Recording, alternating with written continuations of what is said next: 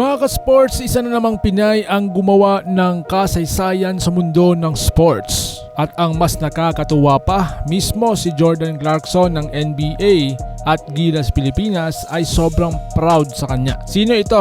Walang iba kundi ang halimaw ng tennis, si Alex Eala. Kung trip mo po ang ganitong content, paiwan ng follow at pa-subscribe na din. Tara, simulan na natin. Sino nga ba si Alex Eala? Ipinanganak si Alex noong 2005, anak ng athletic family. Bata pa lang, nahilig na siya sa tennis. At sa edad na 12 years old, napansin na agad ang husay niya. Pumasok siya sa Rafael Nadal Academy sa Spain, o Academy ng GOAT na si Rafa Nadal mismo. Doon hinasa ang kanyang skills at mental toughness. Habang ang mga kaedad niya naglalaro pa lang sa school, si Alex nakikipagbakbakan na sa mga international tournaments. At dito, nagsimula ang kwento ng isang magiging world-class na Pinay. Noong 2019, unang sumabak sa Grand Slam Juniors si Alex. 2020, panalo sa Australian Open Girls Doubles, unang major milestone niya. At sa 2021, champion siya sa French Open Girls Doubles.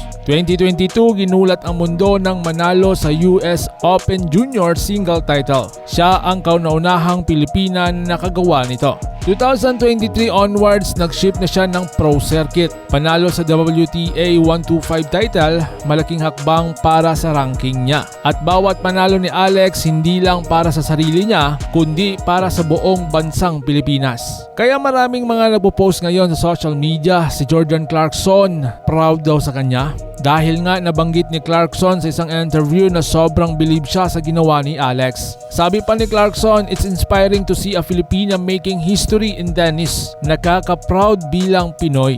Sabi pa ni Clarkson, bilang global Pinoy athlete, ramdam niya po ang hirap at sakripisyo ni Alex. Pareho silang nagdala ng bandera ng Pilipinas sa iba't ibang sports. Kung tutuusin, rare na makita ng Pinay na umaangat sa tennis world. Kaya hindi nakakapagtaka na maging inspirasyon din siya para kay Clarkson. So ano nga bang impact sa ating mga Pilipino ang ginawa ni Alex? Number 1 mga ka-sports, si Alex Eala, simbolo ng bagong henerasyon ng Pinoy athletes. Hindi lang basketball, boxing at volleyball, pwede na rin tayo maghari sa mundo ng tennis. Nakaka-proud isipin na ang pangalan ng Pilipinas ay naririnig sa mga malalaking torneo sa Europa at sa US. Kung si Manny Pacquiao ay sa boxing, si Jordan Clarkson sa NBA basketball at Efren Bata-Reyes sa billiards, at meron na tayong Alex Eala para sa tennis. Isa lang ang ibig sabihin niyan, kaya nating sumabay sa mundo. Kaya mga ka-sport, saludo tayo kay Alex Eala, isang Pinay na nagbigay ng bagong kasaysayan para sa ating bansa. At siyempre, nakakataba ng puso na mismong si Jordan Clarkson or JC ay sobrang proud din sa kanya.